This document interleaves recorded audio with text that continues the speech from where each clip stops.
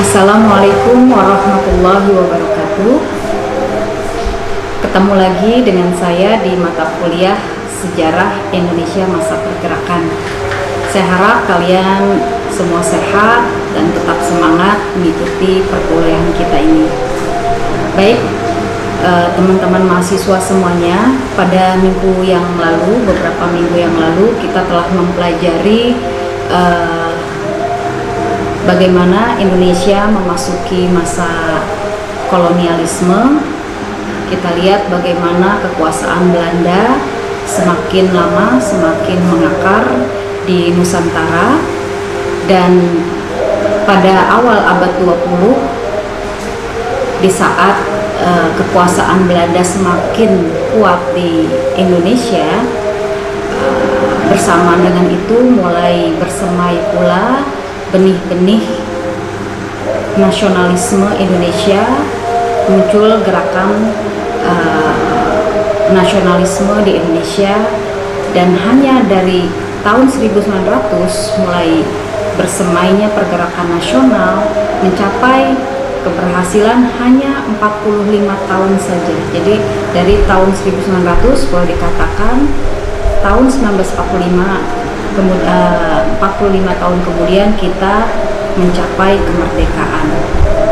Baik, pada hari ini kita akan bicara mengenai muncul dan berkembangnya pergerakan kebangsaan Indonesia dari tahun 1900 sampai 1942. Jadi sampai berakhirnya kekuasaan Belanda di Indonesia, nanti berganti dengan pendudukan Jepang dari tahun 42 sampai tahun 45.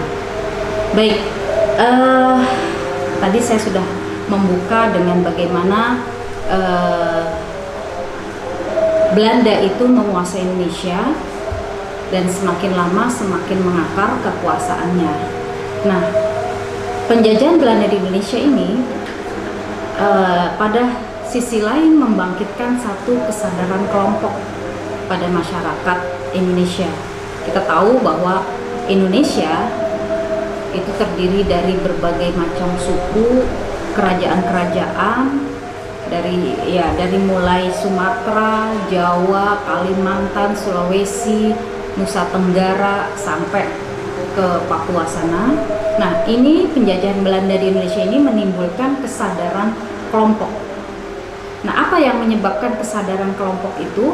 Jadi saya mengatakan, mengacu pada literatur, bahwa ada faktor integrasi penting yang menimbulkan atau membangkitkan kesadaran kelompok di Indonesia. Yang pertama, tidak dipungkiri adalah adanya kesamaan agama, di mana mayoritas agama penduduk di Indonesia ini adalah Islam. Yang kedua adalah bahasa Melayu. Bahasa Melayu ini sudah lama, sejak sebelum adanya asing bangsa barat di Indonesia, itu bahasa Melayu itu sudah menjadi lingua franca di Indonesia atau bahasa persatuan. Nah, bahasa Melayu ini juga menjadi satu faktor integrasi terpenting. Nanti di tahun 1918 ada juga satu lembaga, Foxtrot namanya, Dewan Rakyat. Meskipun Foxtrot ini boleh dikatakan semacam perwakilan rakyat, meskipun tidak atau jangan dibayangkan seperti Dewan Rakyat sekarang. Foxtrot ini, di mana wakil-wakil dari daerah itu berkumpul di Batavia, ini juga menjadi faktor integrasi penting. Nah, satu lagi yang tidak bisa dikecilkan arti pentingnya adalah perkembangan surat kabar dan radio. Nah, sekarang pertanyaannya, kapan dimulainya pergerakan nasional? Ini dikatakan mulai bangkit ya sekitar 1920, dengan unsur pokok terpenting sudah ada sebelumnya. Ya, kita tahu di awal sudah ada, misalnya 1908 ada Bung Tomo ya, tapi mulai mengerucut, membesar itu kurang lebih tahun 1920-an. Nah, kapan itu? 1920-an ditandai dengan berakhirnya tanam paksa. Tanam paksa ini berakhir itu menjadikan hubungan komunalitas dan sikap individualistis itu muncul kembali, terutama di kalangan buruh, pekerja perkebunan, dan buruh serabutan yang miskin. Dan pada tahun 20-an ini mulai hilang struktur pemerintahan tidak langsung. Di Max Havelaar kan kalian sudah lihat ya gambaran, atau kalau yang nonton filmnya itu lebih melihat lagi gambaran bagaimana sebenarnya kekuasaan Belanda itu tidak langsung di Indonesia. Belanda berkuasa melalui unsur-unsur tradisional yang sudah ada di dalam masyarakat. Nah, tetapi sejak tahun atau abad 20 itu struktur tidak langsungnya semakin hilang, sehingga makin banyak pegawai Belanda dalam pamong praja. Ya, itu artinya apa? Artinya makin berat beban pajak berbentuk uang yang dibebankan kepada rakyat, yang pada akhirnya menimbulkan banyak gerakan protes. Contohnya kaum Samin di Blora itu protes tahun 1890. Orang-orang Samin ini masih ada sampai sekarang di Blora. Kemudian komunis tahun 26 sampai 27. Dan kemudian gagasan pan-islamisme yang mulai muncul pada tahun 1920-an. Nah, ada lagi yang mempengaruhi munculnya nasionalisme di Indonesia, yaitu peristiwa-peristiwa di sejumlah wilayah Asia yang mematahkan pandangan bahwa bangsa Eropa atau Belanda ini lebih unggul daripada pribumi. Contohnya apa? Filipina melawan Spanyol, kemudian Kemal Atatürk di Turki melawan kekuatan militer Barat tahun 20-an di Turki ya. Juga aktivitas Partai Kongres di India, ini periodenya sama. Dan nasionalisme di Cina, pimpinan Dr. Sun Yat-sen. Kita tahu Cina itu kan tadinya kerajaan. Nah, sejak 1911 itu Dr. Sun Yat-sen dapat memimpin nasionalisme, gerakan nasionalisme di Cina, sehingga Cina berubah menjadi negara republik. Kemudian juga adanya industrialisasi di Jepang, dan yang tidak kalah pentingnya adalah kemenangan Jepang atas Rusia tahun 1905. Ini bukan hal yang main-main ya. Untuk pertama kalinya bangsa ASEAN dikatakan di tengah-tengah propaganda bahwa orang Asia itu lebih rendah statusnya daripada orang Eropa. Nah, orang Jepang bisa menguasai orang Rusia atau orang Eropa. Ini suatu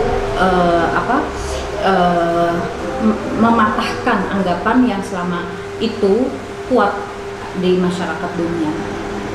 Nah, pada tahun 20-an itu juga ditandai oleh tumbuhnya cendekiawan Indonesia baru berpendidikan barat. Ini penting juga untuk dicermati ya. Bagaimana misalnya ya orang-orang yang bersekolah di Stovia itu kan pendidikan barat makin banyak ya. Kemudian ada generasi berikutnya yang bersekolah di Belanda maupun di Indonesia sendiri. Sekolah barat di Indonesia juga semakin banyak. Nah, apa arti pendidikan barat ini? Di lain sisi, pendidikan barat ini menumbuhkan kesadaran bahwa orang-orang pribumi itu diperlakukan diskriminatif di bidang politik, sosial, dan ekonomi. Mereka melalui pendidikan barat membaca buku-buku, misalnya Rousseau, Hegel, segala macam ya. Nah, mereka melihat bahwa orang-orang Eropa ini bicara mengenai kesetaraan, segala macam, humanisme, segala macam ya. Nah, tapi mereka melihat kenyataan di Indonesia bahwa hal itu tidak terjadi. Inilah yang kemudian menimbulkan satu kesadaran ya. termasuk nanti Soekarno. Soekarno muda sangat gemar membaca dan membaca apa saja yang sedang di dunia. Nah, di antara kesadaran itu muncul dari bacaan-bacaan tersebut. Nah, ini kita bicara mengenai organisasi pergerakan kebangsaan. Ada Budi Utomo, muncul 1908 ya, diprakarsai oleh Wahidin Sudirohusodo. Bertujuan mengembangkan pendidikan tradisional dan pendidikan barat di kalangan suku Jawa dan Madura. Tahun 1909, anggota Budi Utomo itu sudah mencapai 10.000 orang. Kebanyakan mereka adalah pegawai negeri dan pelajar tingkat 6 Jawa dan Madura. Berikutnya atau organisasi berikutnya adalah Sarekat Islam yang berdiri pada tahun 1912. Sarekat Islam ini diprakarsai oleh R.M. Tirto Adisuryo dan Haji Samanhudi. Anggotanya sangat berlipat daripada Budi Utomo, 360.000 orang yang dalam 4 tahun itu menjadi 2,5 juta orang. Sarekat Islam ini bisa dianggap sebagai organisasi nasionalis Indonesia pertama berdasarkan politik dan bertujuan mendirikan pemerintahan sendiri. Kemudian adalah National Indische Party yang berdiri pada 1912. NIP atau National Indische Party ini dari awal sudah mengusung tema persamaan warna kulit, keadilan sosial ekonomi, dan kemerdekaan penuh atas dasar kerjasama orang Eropa dan Indonesia. Motonya adalah Hindia Belanda adalah untuk mereka yang berkehendak terus tinggal di sana. Tokoh dari NIP ini adalah Douwe Dekker, tapi ini bukan yang mengarang Multatuli, bukan Multatuli yang mengarang Max Havelaar ya. Kemudian Dr. Cipto Mangunkusumo dan Suwardi Suryaningrat. Orang Indo-Belanda pengikut Douwe Dekker kemudian bergabung dalam Insulinde, partai orang Indo-Belanda yang programnya dikatakan lebih moderat. Nah, kemudian ada juga Indische Social Democratische Vereniging atau ISDP. Ini berdiri pada 1914. Pimpinan Hendrik Snevely yang beraliran Marxis mendapat dukungan dari anggota SI atau Sarekat Islam berhaluan Marxis. Kemudian ada juga PKI didirikan oleh Semaun dan beberapa pemimpin ISDP. PKI ini awalnya menginfiltrasi atau masuk dalam organisasi Sarekat Islam, tapi kemudian setelah merasa kuat dia berdiri sendiri. Kemudian ada juga Perhimpunan Indonesia.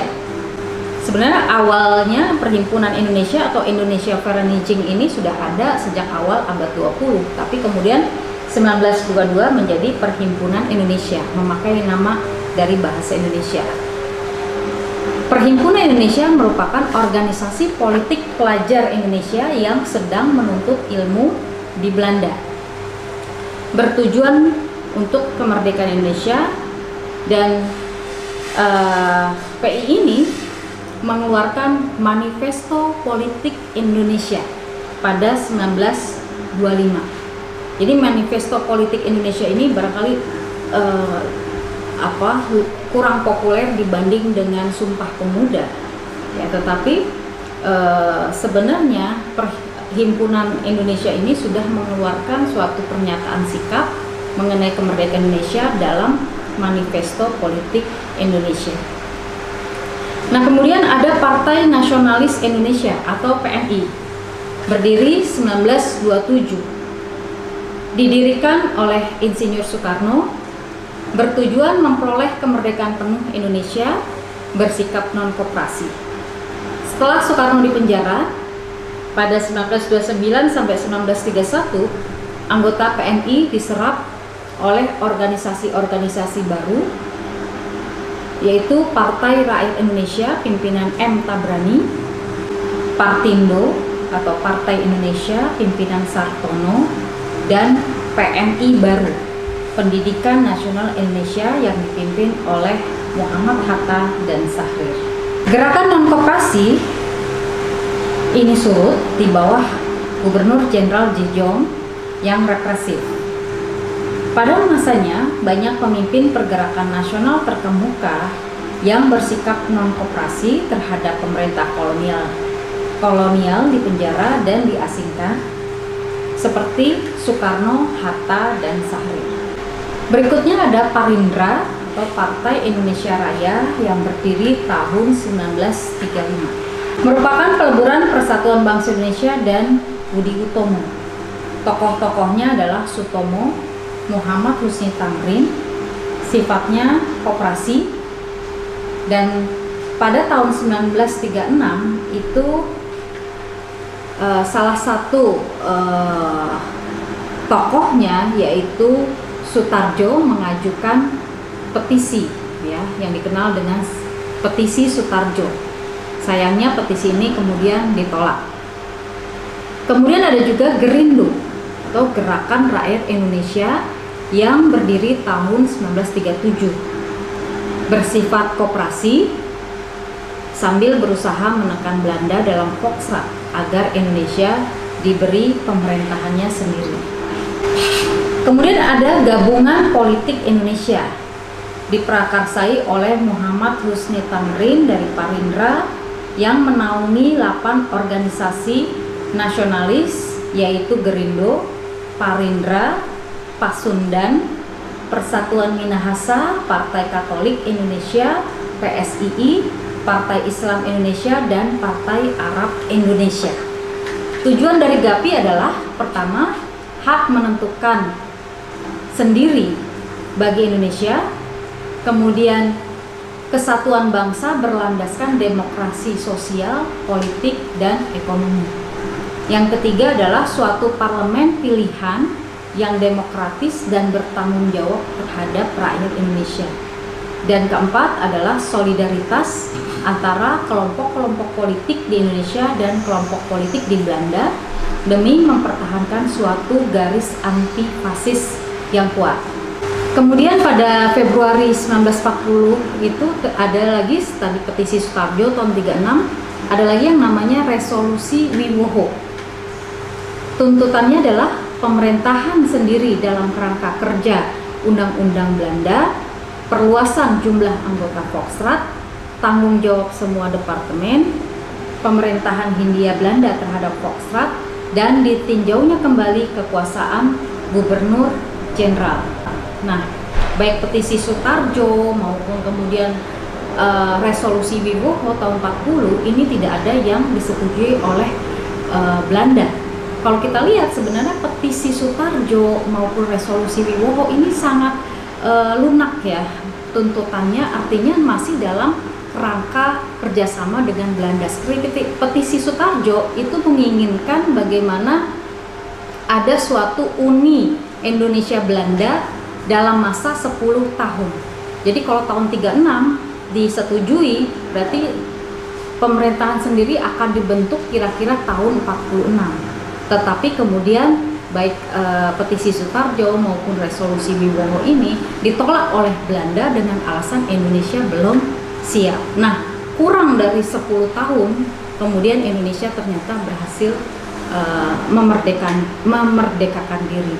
Barangkali kalau petisi Sutarjo maupun Resolusi Wiwoho disetujui, ya sejarah mungkin agak sedikit berbeda ya di Indonesia. Mungkin akan tercipta semacam negara persemakmuran lah, Indonesia menjadi persemakmuran dari Belanda. Ya, kita tidak bisa berandai-andai dalam sejarah.